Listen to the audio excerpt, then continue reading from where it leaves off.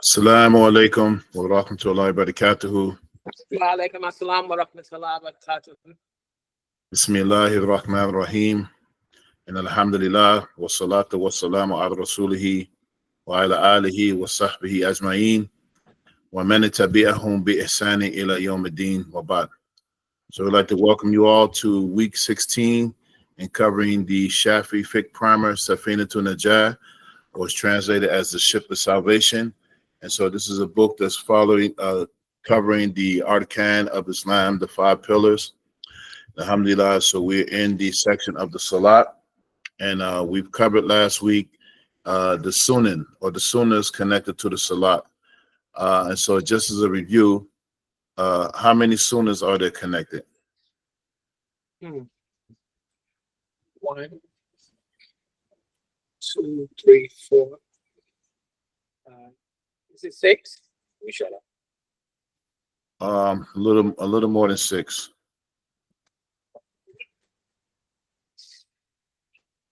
All right. So what's the first thing you do before you start the Salat? What's the first thing you have to do? Make the intention. Make wudu? Yeah, wudu is a precondition. Yes. The intention, and then after that,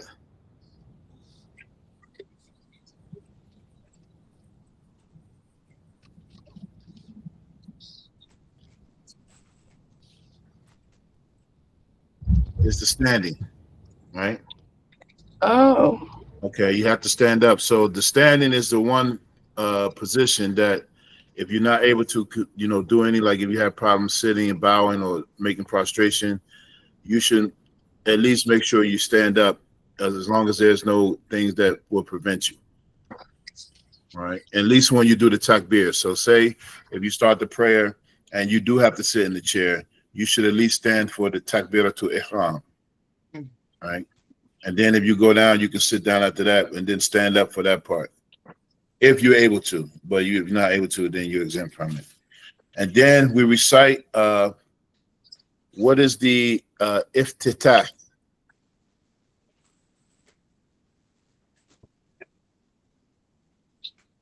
Anybody remember what the iftitah is? After you say Allahu Akbar, then there's a little thing that you say. Subhanaka Allahumma. Mm-hmm. Yes, that's the iftitah. All right. And so that's a part that is not, it's a sunnah of the prayer. It's not obligatory for someone to say it, but it's preferable, right? It's mustahab. Subhanaka Allahumma wa bihamdika wa tabaraka asmuka wa ta'ala jaduka wa la ilaha garuk. Or in that Shafi'i school, you say the other one, and I just forgot just now because I'm so used to saying this one. Wajjahtu wajhi ila fatir samawati wal ard. I think we covered that last week. So after that, then the ta'awud. What is the ta'awud?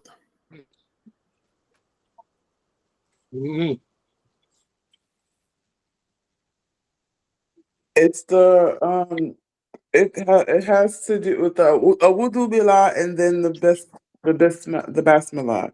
Yeah. So the ta'awud is to say a'udhu billahi minash shaitanir rajim. All right. That's what the ta'awud is. It is mustahab to say it in every rakat, but more specifically in the first one. Then a person recites al-Fatiha, and then in every rakat they recite the basmala. Right. So in the Shafi'i school, it is obligatory to recite the basmala. Then also at the one of the sunnahs is to say Ameen at the end of al-Fatiha. And if you are in a prayer, you say it when the imam said it, and then you say it at the end of your prayer. And then if you say if the imam completes the al-Fatiha before you complete your al-Fatiha behind him, you say Ameen when he says it, and then you say it again when you complete it. All right. All right, and so then in the first rakat, you pray the Fatiha and one complete surah at the minimum, and you should recite it with tartil. Remember what tartil is? That's articulation, making sure you hit all the points of the letters, especially in the Bismillah. Mm-hmm.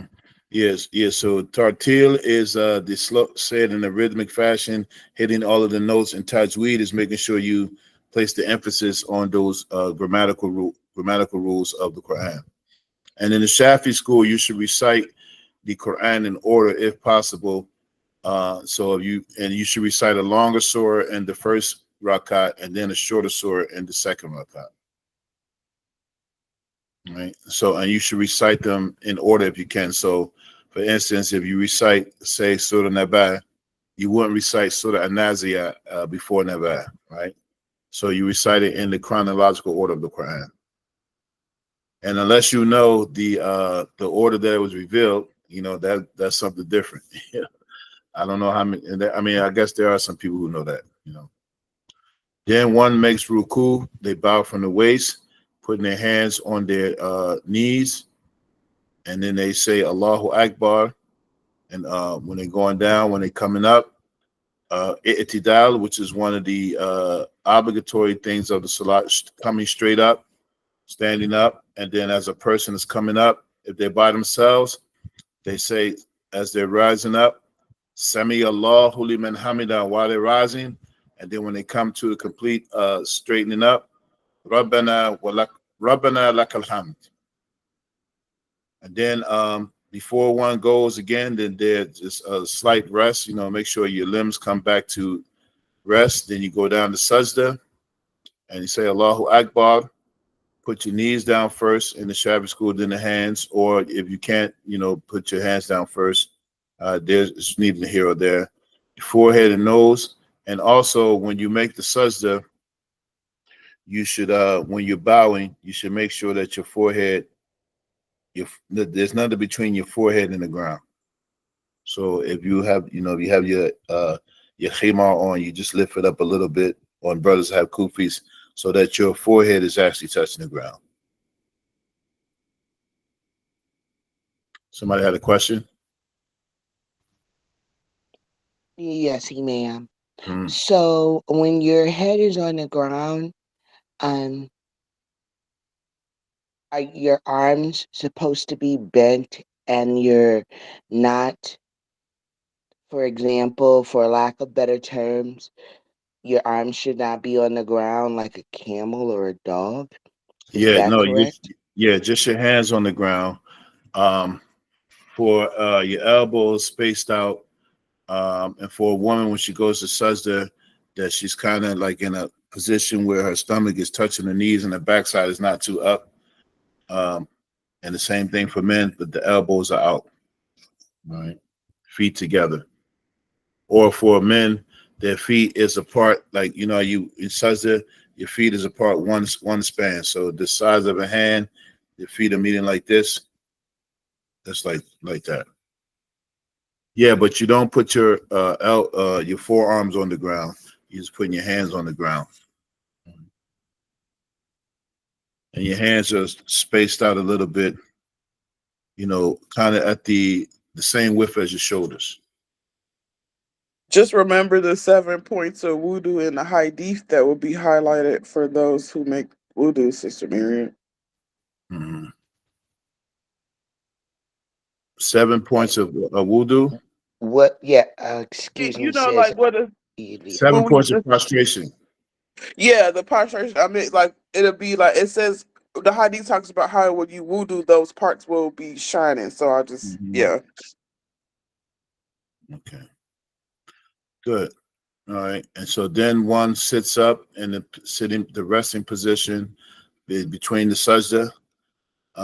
Then they go down to sajda. And then they sit what's called iftirash.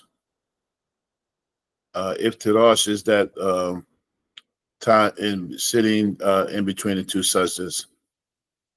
And then there's a recommended dua you could say, Rabbana kfirli warhamni wajburni warfani warzukni wahdini wa'afini. You don't have to know that, but some people say it. And then a person sits sajda, go down, come up. After they come up from the second sajda, they stand back up, and then they just repeat it again. Right. So Tayyip, most of us know this stuff already. Is there anyone who don't understand those things? And also the salam. When you salam out, you at the very minimum you would say assalamu alaikum, right? When the Shafi'i school is going to go both. When you turn to the side, that the side of your cheek, the person who is behind you should be able to see the side of your face. Assalamu alaikum wa rahmatullah. Assalamu alaikum wa rahmatullah. So you're turning your head all the way. Okay. Any questions on that?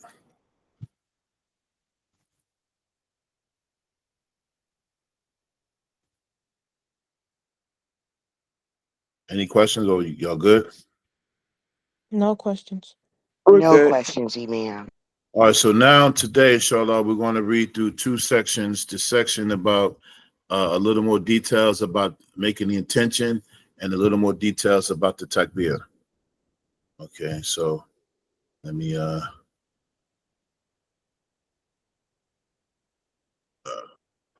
just,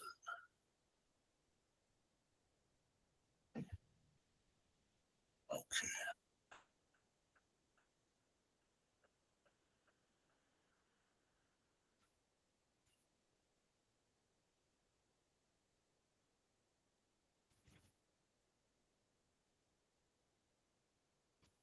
Okay. So anybody wants to volunteer to read that?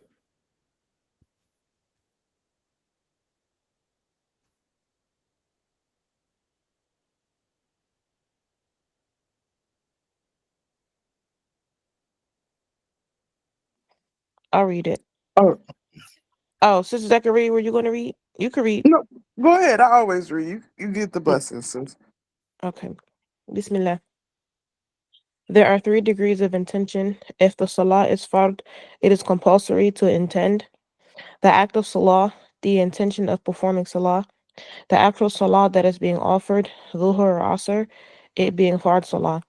If the salah is periodic, nafil, like rawatib, or it has a specific reason, it is compulsory to intend uh, the act of salah, the intention of performing salah, the actual salah that is being offered sunnah before subh or istisqa, Mm-hmm. salah seeking rain. If the salah is mutlaq nafil, it is compulsory to intend the act of salah, the intention of performing salah. Okay. Okay, that's good. All right, so now as we know that the niyyah is wajib for the salat, and it is also a person. So they go into a little more detail about the niyyah. So it's not just enough to say, okay, I intend the prayer. So it's broken down in 3 categories. If you intend a fard prayer, you have to intend the act of salat, the salat that you're performing, and that it's a fard salat. And so you would say something like, Nuwaitu usalli salatul dhuhr, furud, or something like that, right? And so you have to do all of those things when you're doing the fard salat. And if you say it in English, you know, when you stand at the takbir, my intention is to offer salatul dhuhr, the fard salat.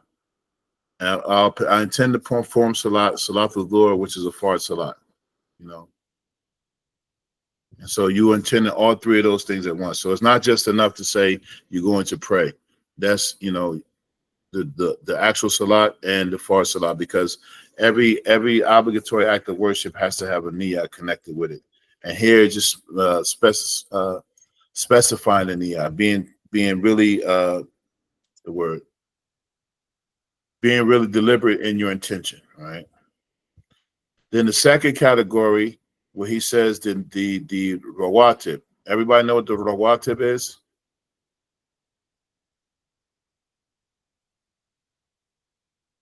No, but the definition is down at the No. bottom. Okay. So the rawatib are those sunnah prayers that's connected to each fard prayer. And these are the ones that the Prophet ﷺ, he never missed unless he was traveling. And so what are they?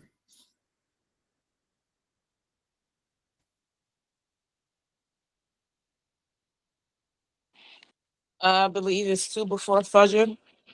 Mm-hmm. 4 before Dhuhr and 2 after Dhuhr. Mm-hmm. None for Asr, 2 after Maghrib, 2 after Isha. Okay. There is actually so some of these sunnahs that are it's called sunnahs mu'akkada and sunnahs that is ghayru mu'akkada.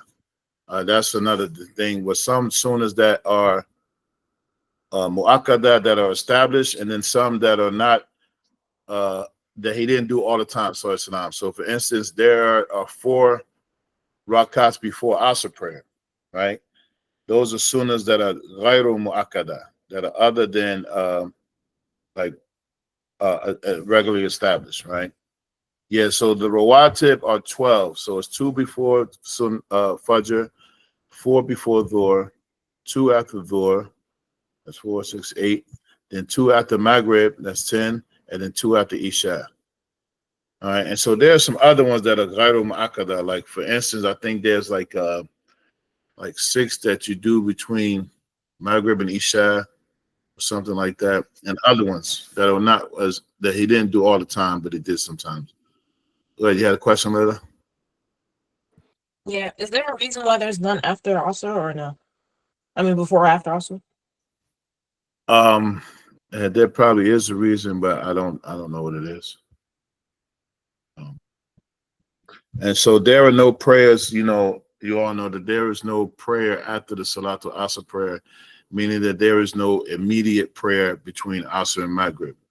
But I think we already discussed this. Say if you come into the masjid and you already offered the Asr prayer, and someone comes late, you know, and then someone be like, "There's no prayer after Asr." That doesn't mean literal. It means like there is no established prayer after Asr, meaning like any sunnah or anything like that. But if you missed the congregation, then you still have to pray your fard. So you know there's a few exceptions. Or if you come in the masjid and you offer your tahiyyah to masjid, the greeting for the masjid, then you offer those two, right? So, and then you make intentions for those as well. So the first for the fard salat, you have to intend the act of salat, what salat it is, and it being a fard salat. Then when you have the nawafil, like the rawatib or any other prayers like the Eid, prayers like that, uh, which are not obligatory. And there's a hadith about the Prophet ﷺ. He used to say the Eid prayer to those who wish to. I mean, the khutbah is not obligatory, but the salat is, right? I'm sorry. That he used to say that whoever wished to stay, they can stay. Whoever wished to leave, they can leave after they do the prayer. All right.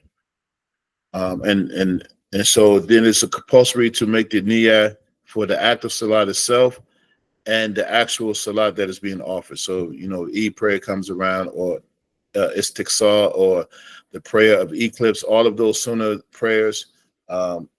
You make the intention to perform the prayer and then the salat that you're doing. So for rain, the solar eclipse, and any other those prayers. Anybody know a hadith connected to the rawatib prayers?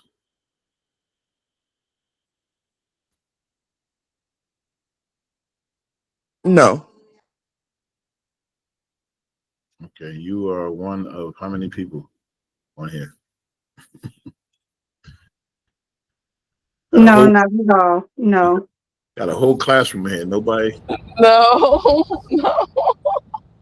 So there's a hadith. I think it's a hadith Qudsi, where Allah subhanahu wa ta'ala, we know that the first thing the believer is going to be asked about is a salat on the day of judgment. And so the rawatib serve as a supplement to your fard prayer. So Allah is going to say, go look at his fard prayer or her fard prayer, and then whatever deficiencies are in that, then look at the sunnah prayers. And then those will be a supplement for what we miss in the fard.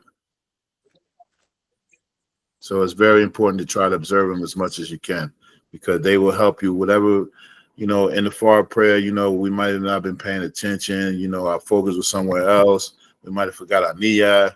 We might have been rushing or anything. Those rawatib make up for those kind of things. So,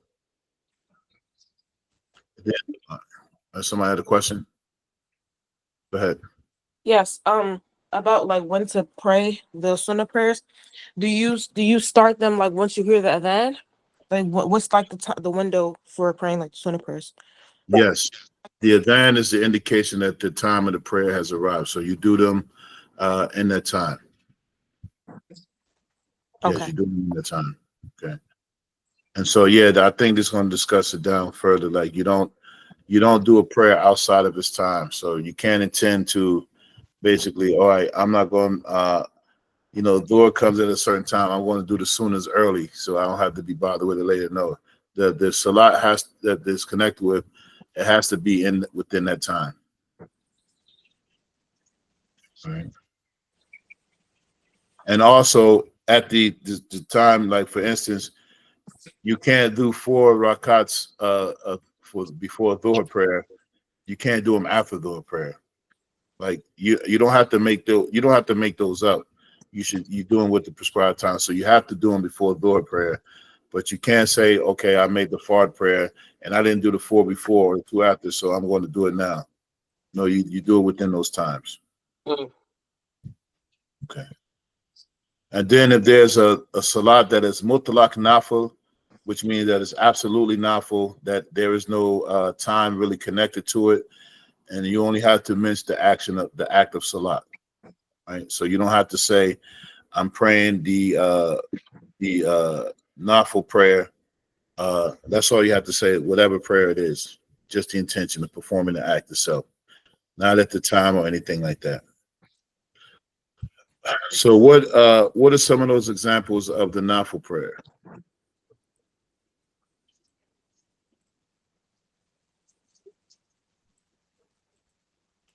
What's the biggest nafil prayer that's important? After Isha? Tahajjud. Tahajjud.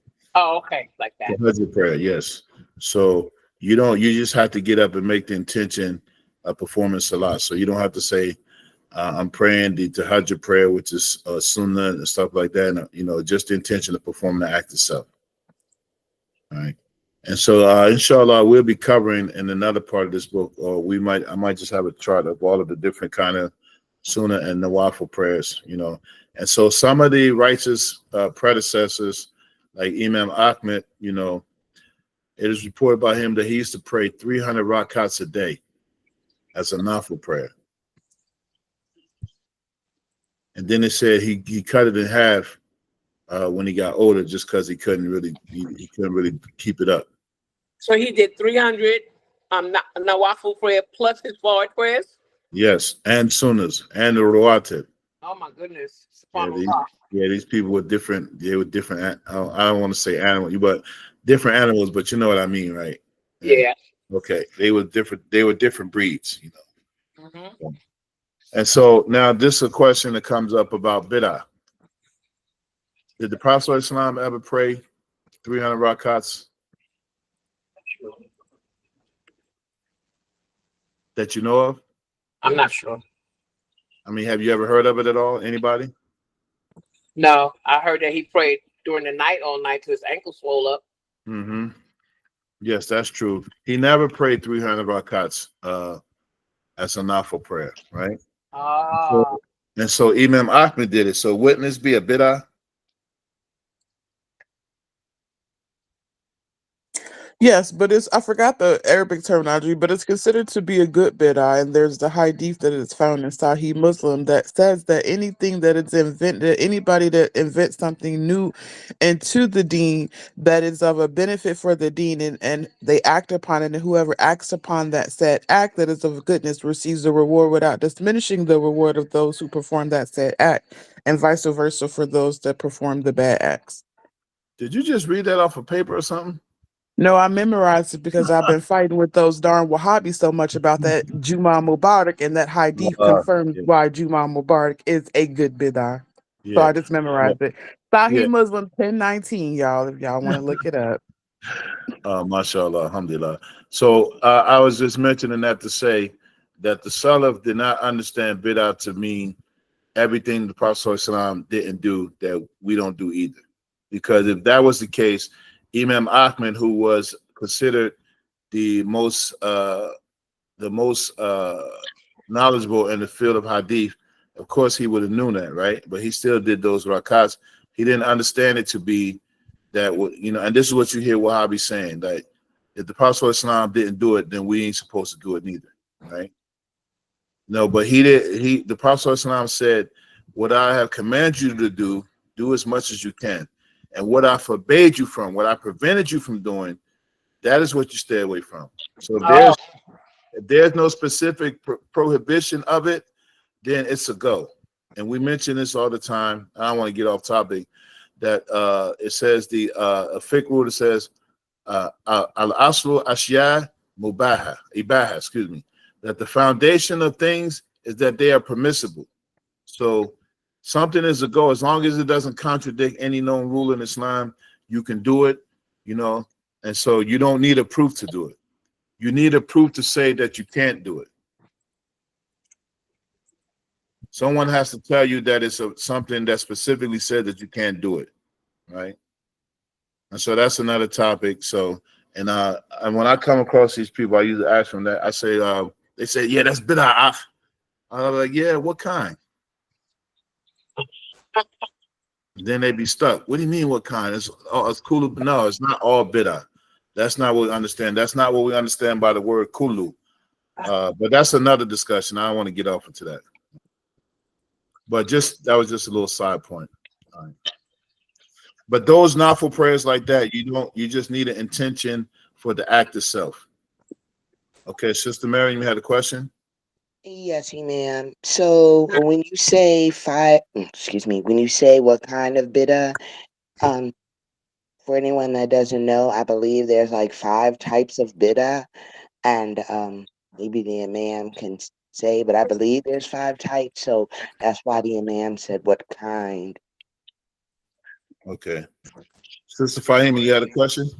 Yeah, so if I want to do tahajjud in the morning and I want to do 50, is that better or it's permissible? Yeah, there's no set number for tahajjud. Okay, no problem. There's no set number for tahajjud. The Prophet ﷺ used to, as long as you do them in like intervals of 2, you can do as many as you want. Oh, subhanAllah. But the Prophet ﷺ, normally for Qiyamul Layl, he would do 8, and then he would do 3 for witr. Okay. It's not restricted to that, All right, and so 5 types of bid'ah. So there is difference. So you got the bid'ah of the bid'ah of aqaid, the bid'ah of aqidah. So this is the one where this is the bid'ah that's blameworthy and where people are warned against. They have innovations in belief, where they will have something as far as belief that wasn't previously known. Like some of the groups, like the Khawarij, they used to believe that a major sin would take a person outside of Islam. So this is a bid'ah in belief, right? Or, you study these groups, like there was a group called the Murji'ah. They would say that, that actions doesn't harm one's iman. So if you commit sins, it doesn't harm your iman. So this is the example of bid'ah in innovation and belief that a person should stay away from these kind of people, because but in acts of worship, there's bid'ah is described as mahmuda and mamduda, right? Meaning that praiseworthy and blameworthy, right? And so a praiseworthy bid'ah is one that is not necessarily something the Prophet ﷺ did, but it doesn't contradict anything. So for instance, we have a hadith, for instance, like Bilal, the Muaddin radiallahu anhu, he used to do 2 rakats after he made wudu. Right? And then this is not something the Prophet ﷺ taught him, but when the Prophet ﷺ asked him, what is it that you do that I hear your footsteps in Jannah before mine? And this is what he said: after every wudu, I would do 2 rakats, and I would make sure I don't go to the end of my day with any kind of envy towards another Muslim. Right? And so they didn't understand that doing something that the Prophet ﷺ didn't teach them was bid'ah, as long as it didn't contradict something. So what kind of prayer would 2 rakats after the wudu, what kind of prayer would that be?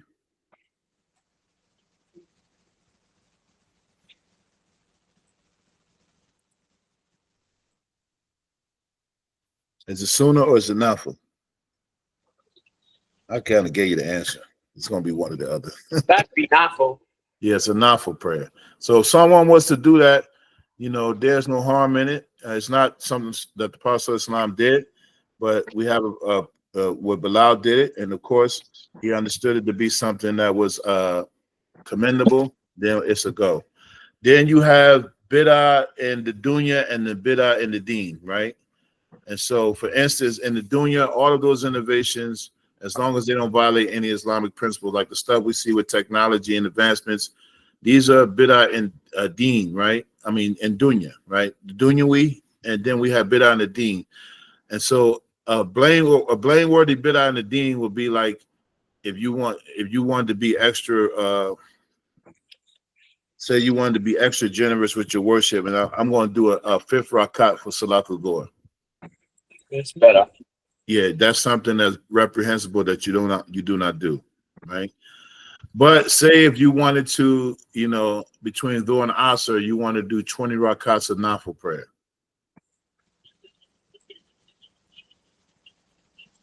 Could you do that?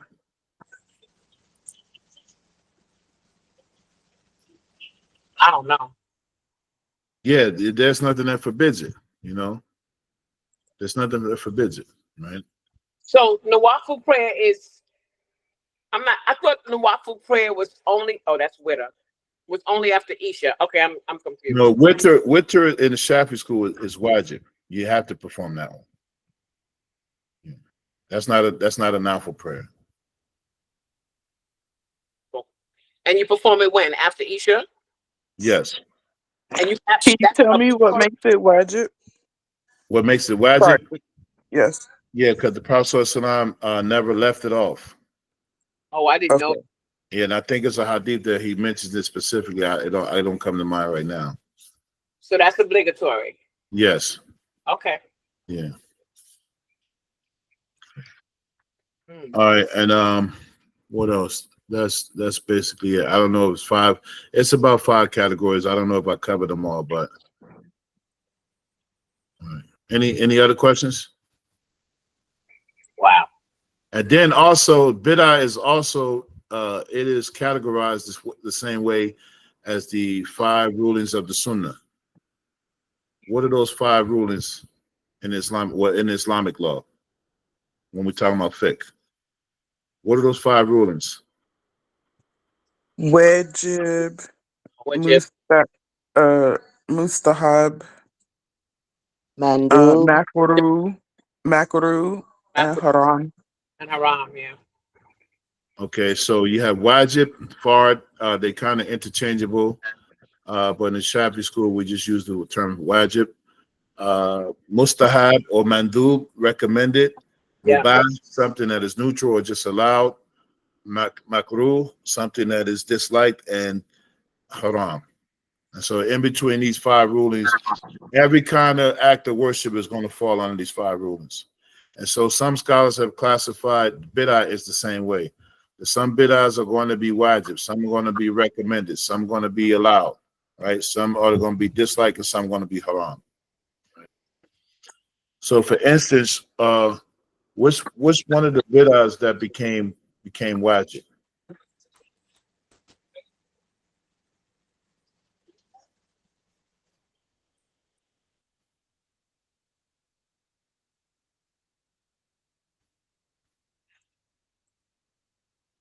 Can I give the example of, you said a bid'ah? Would it be what you just mentioned, what Prophet Muhammad did? I mean, because no, that would be something that's after what Prophet Muhammad did. So The Taraweeh prayer. Mm-hmm. Well, the Taraweeh prayer is not wajib, right? The Taraweeh prayer. You said something that became wajib that was bid'ah, you said? Oh, I'm sorry. No, something that became it was a bid'ah, but it was something that was necessary. It was wajib.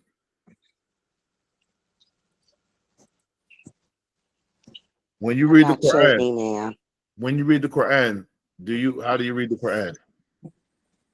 You have to be in a state of wudu, or you should Yeah, be in a state of wudu. yeah, you can't touch the Quran unless you have wudu, right? And in state of purification. But other than that, the Quran itself, how do you read it?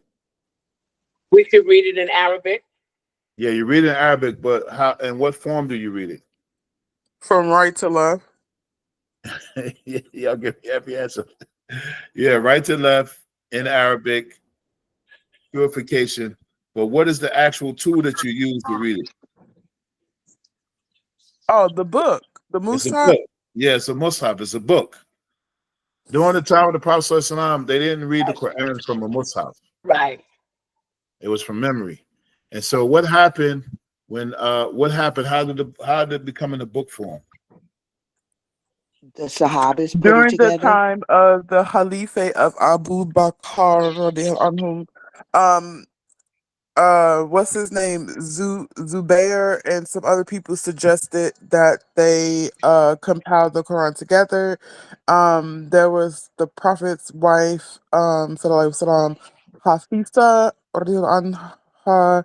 She had a lot of the like the little papers and stuff like that they wrote them on like the date skins and animal skins and leaves and stuff like that. So they had like these little pieces of paper and they compiled it together. It was his name, what's his name? It started with a Z. Was it Zaid? Zubair Zaid, I'm thinking his name. He was the one that had majority of it memorized. So It they was Zubair. uh Yeah, compiled it during the reign of the Khalifa of Abu Bakr. no, they had plenty of the companions that memorized it, but when they put it in the book form, so he would check recitations, writings down, and put it all together. And so, and from the time of Uthman, that complete Quran was put together in the book form, and that is the one we have from that time up until this very day. It became necessary. Zakia, that was wonderful. Yeah, and it became necessary because of the number of hufad who were dying off. You know, the people who memorized the Quran, so they feared that it would be lost. Okay. But the Prophet ﷺ never told them to put it in a book form, right? And so this is an example that a bid'ah, a quote unquote bid'ah, it became necessary. And so this is something not saying that you should use this stuff as a weapon. You know, when you see these Wahhabis, like, how do you read the Quran? Yeah, Where read does this fall under my notes? I'm sorry. under Where your. do I put this under the notes? I don't know how you arrange your notes, really. Well, uh we're in the section of the degrees. I'm in the Mutalak Nafal. I got all my notes for that and the 12 prayers. You know I gotta put my hadiths and stuff in there. So Mm-hmm. I'll be listening, but I This don't know where to right put now, the this is discussion of bid'ah. no, this is really just off topic. Oh, okay, gotcha. I Just was just extra notes. yeah. So, but what we was talking about and about how people define bid'ah and how the Sahabas understood it, and we used the example of Bilal and Imam Ahmed. Right. You had a sister question, sister Fahima. No, Okay, it looked like you had your hand raised. no, I don't. Let me Uh, make sure it's not on here. It seems like there was a lot from just based on learning the history and reading the Sunnah of Sallallahu Alaihi Wasallam and just about the companions and the ulama. There seems to be a lot of quote unquote good bid'ah. What is it? Start with an H. How you say the Arabic is hasa something yeah, bid'ah. But anyway, bid'ah hasana.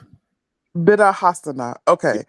um it seems to be a lot of the good bid'ahs being done after the time of the Prophet sallallahu alaihi wasallam. And I mean, I mean, we read about some minor acts that were done during the time, you know what I mean? But a lot of them were done after his time, and it doesn't conflict with the Sunnah of sallallahu alaihi wasallam or anything like that. So why is it a big issue? Is what I don't understand.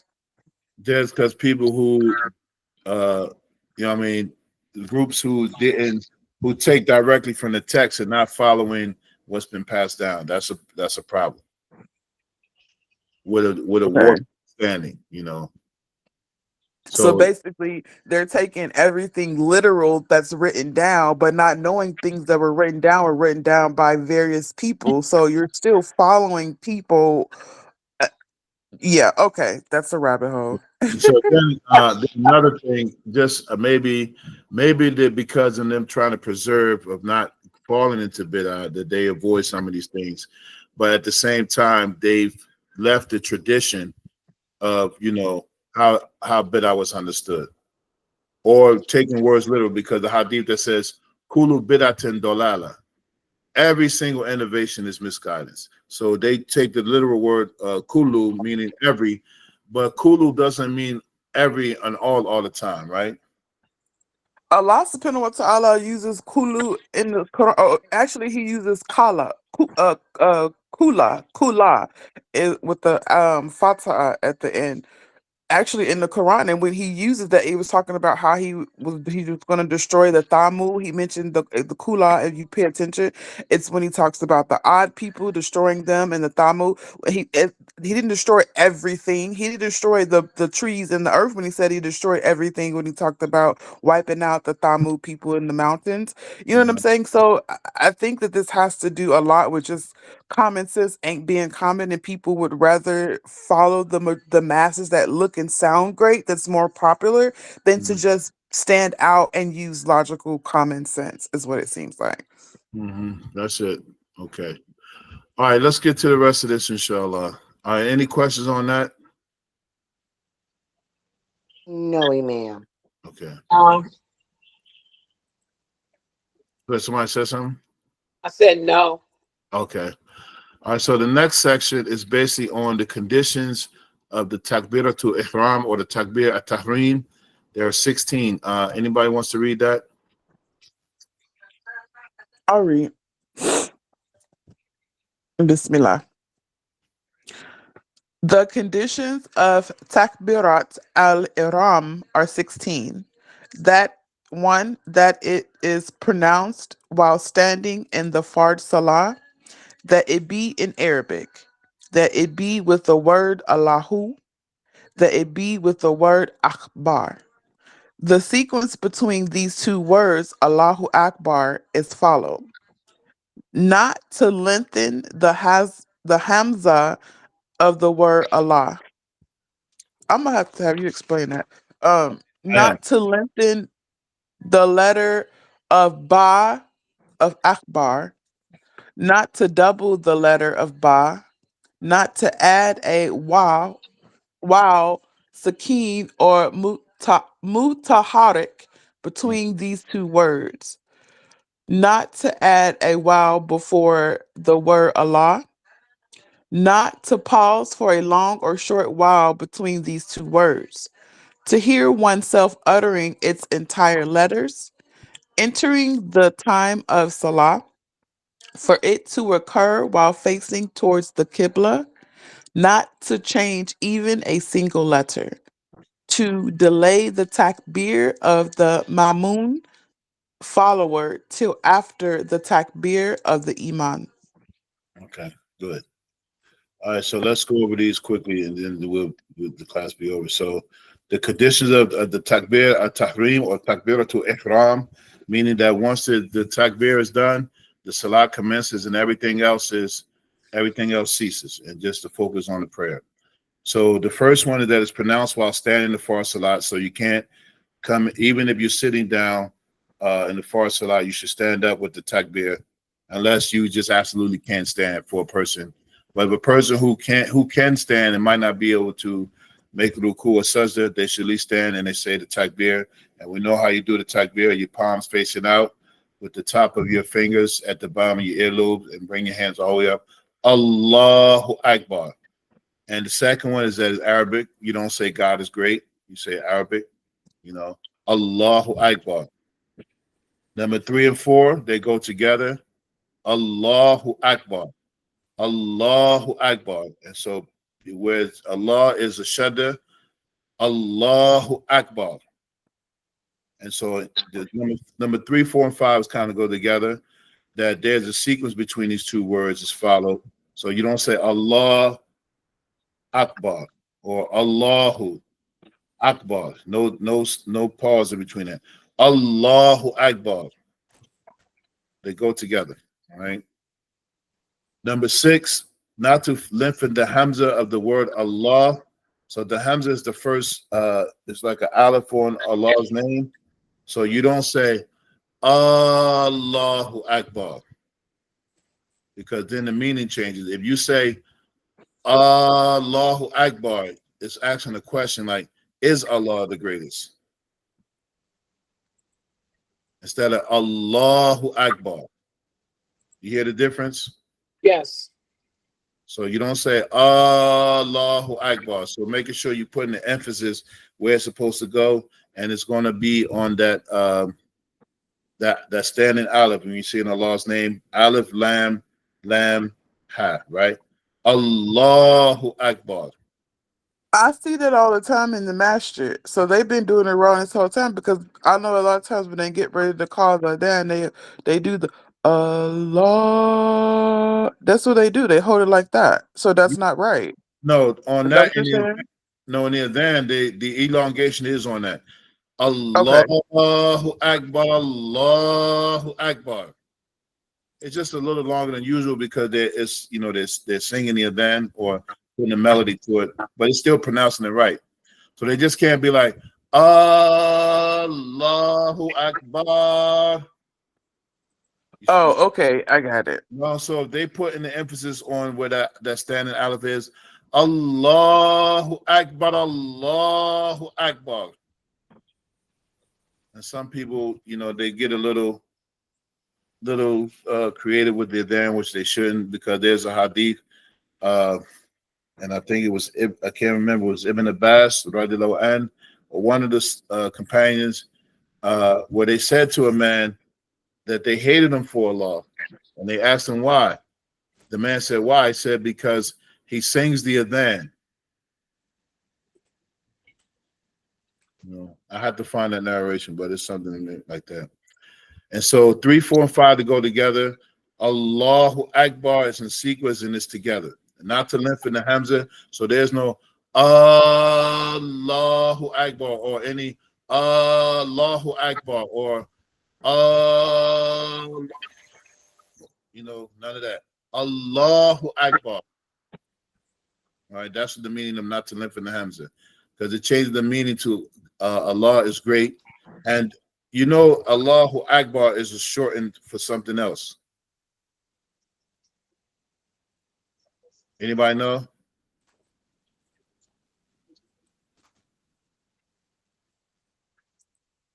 No, but instead of homework, can you just tell us? Perhaps.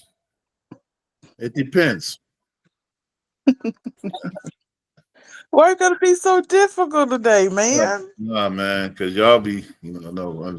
So Allahu Akbar, this is something that's called, in Arabic, it's called Ism Tafdil, the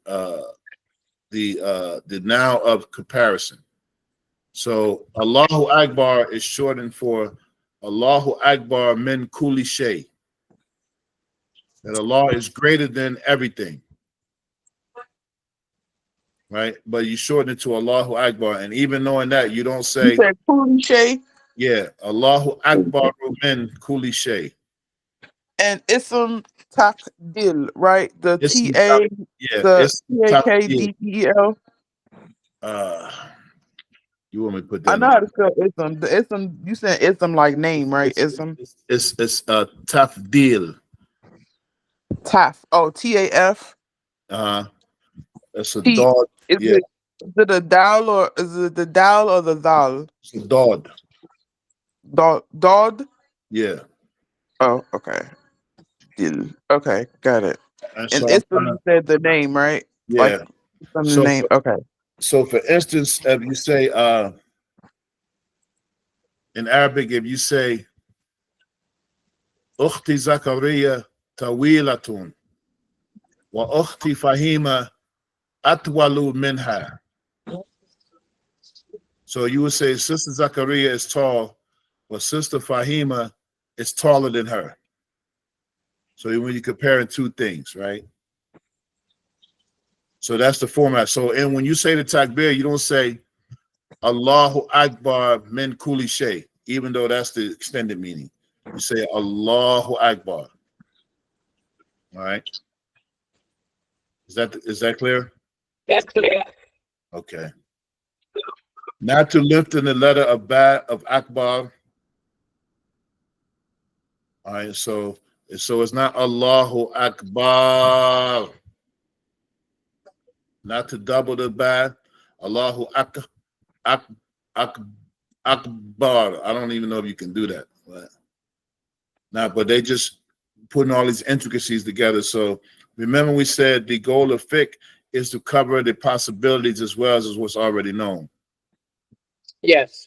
All right. Not to double the letter of the ba. I don't know if you can even do that. Allahu Akbar. Yeah, you can't do that. Akbar. Right.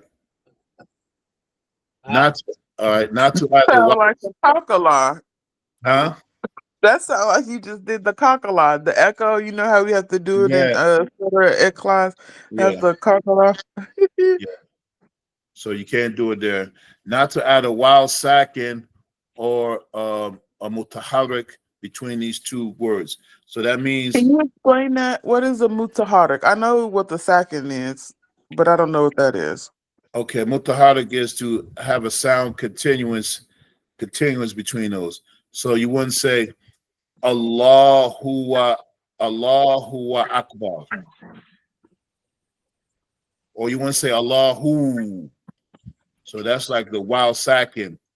Or you wouldn't say Allahu Akbar. You hear the sound difference? Allahu Akbar and Allahu Akbar. Like what the harak means is that its movement is connected to each other. They're not connected. It's two distinct words. Allahu Akbar. So that who at the end, you don't say huwa, or you don't say who.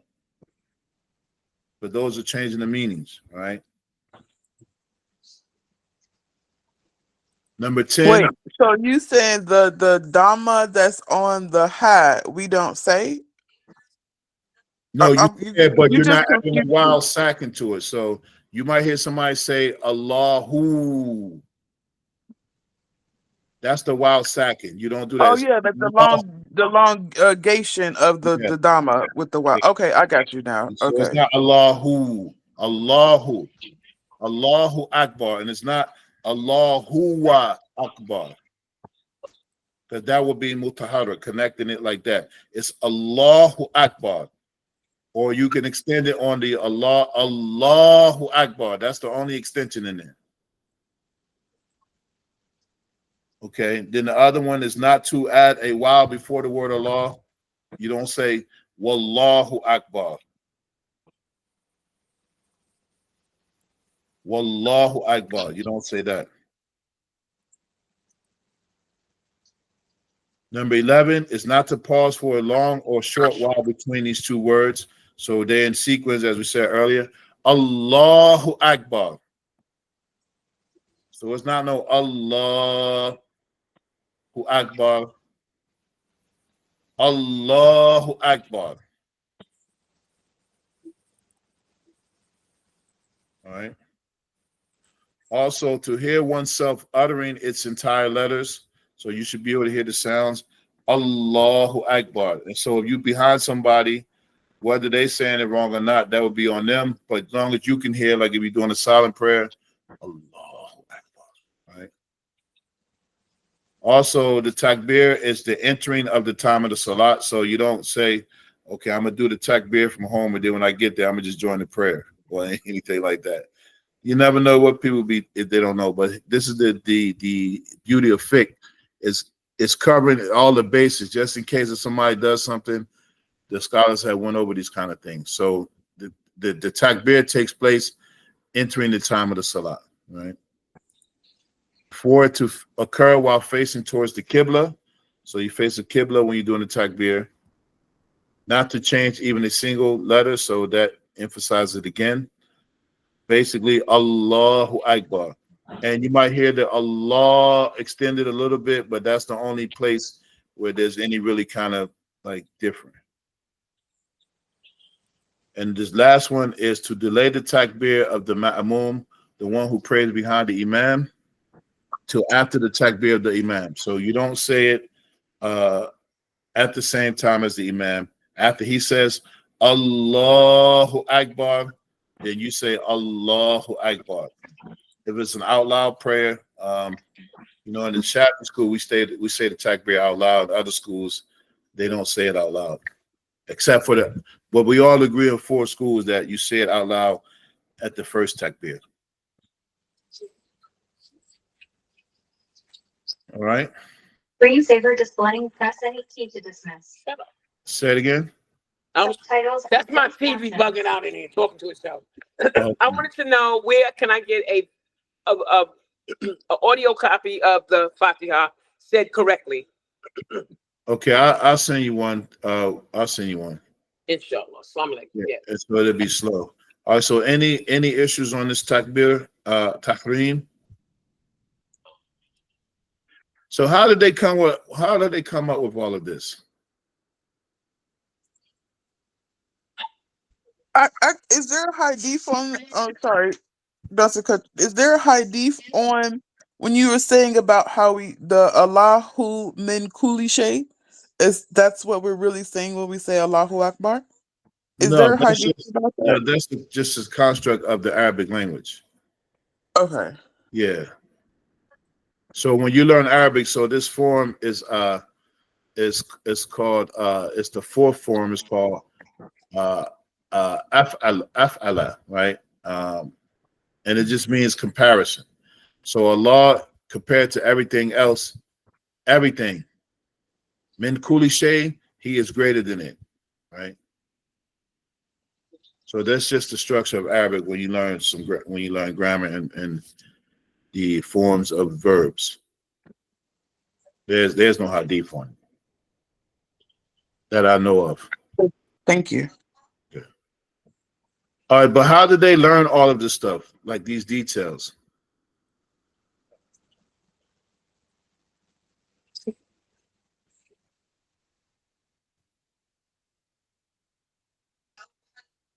Knowledge of the unseen.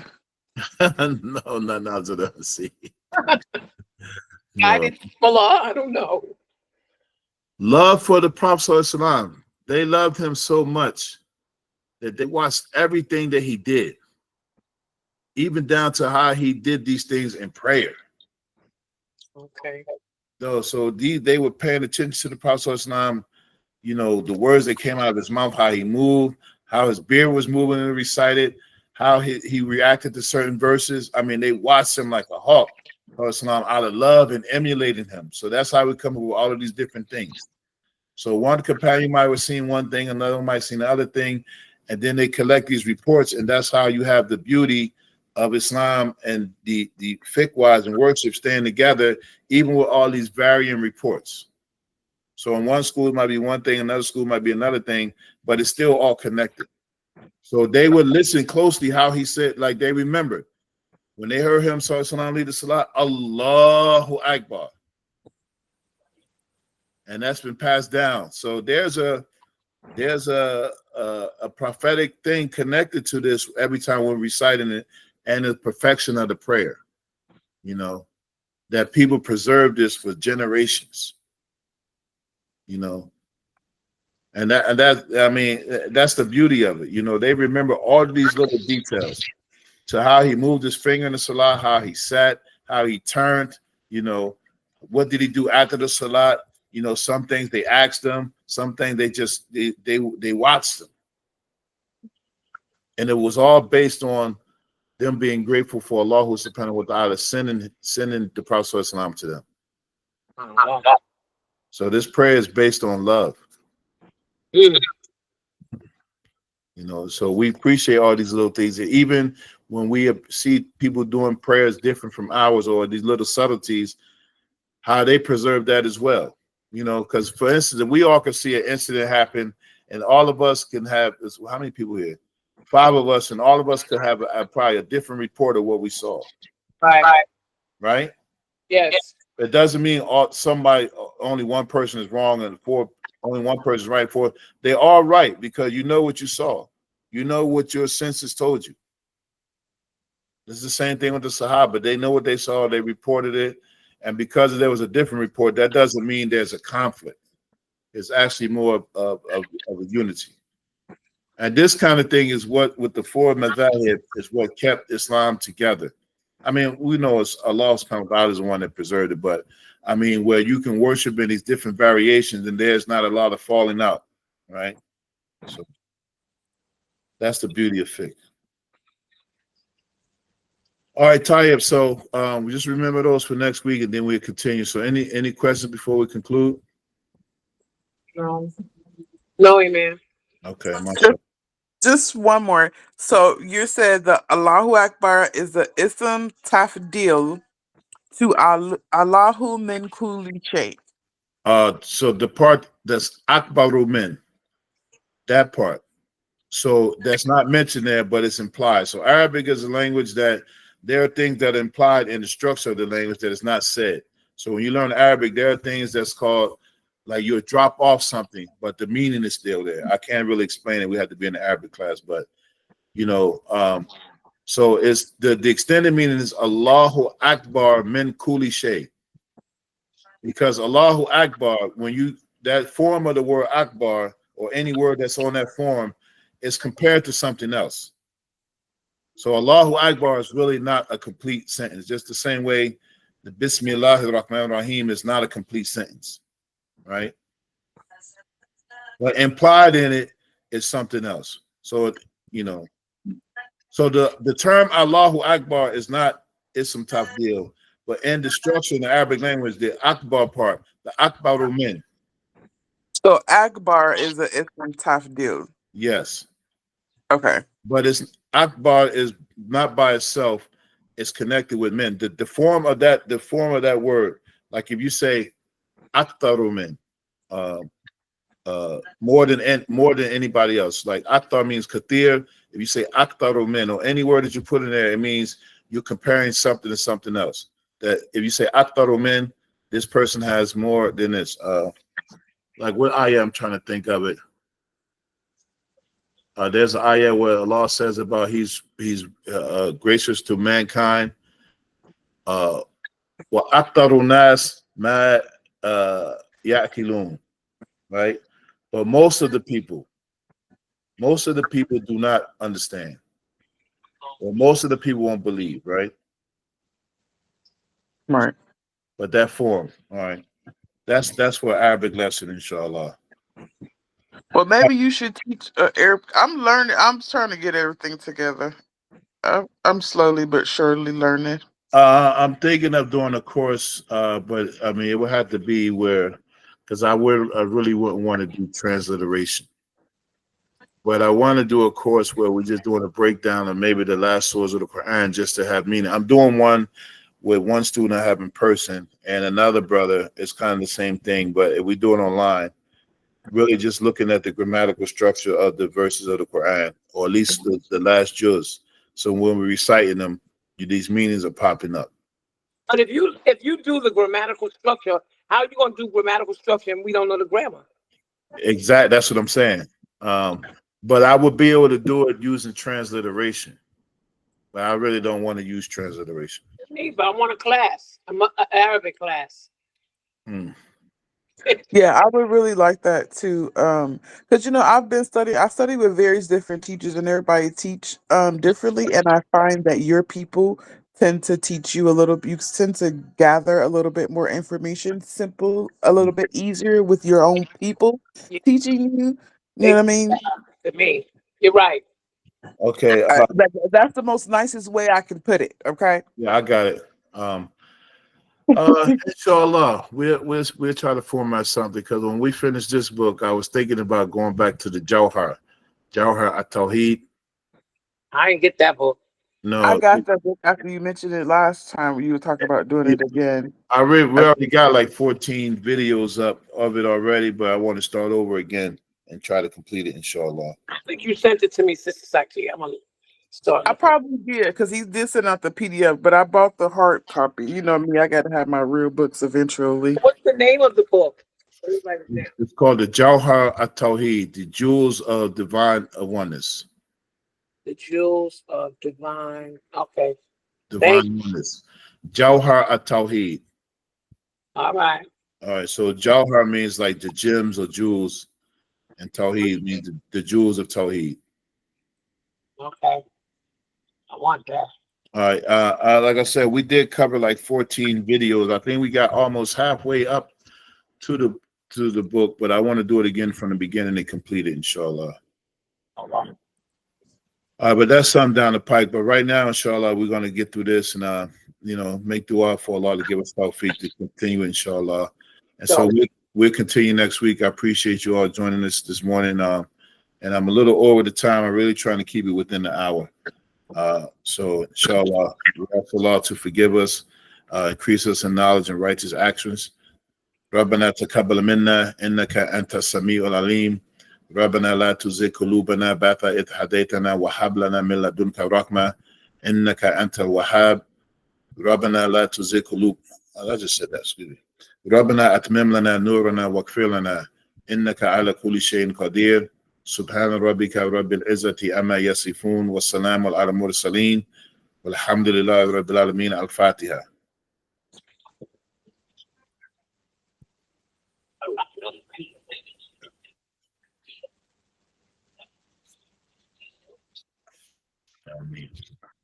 Okay, inshallah, see you all next week.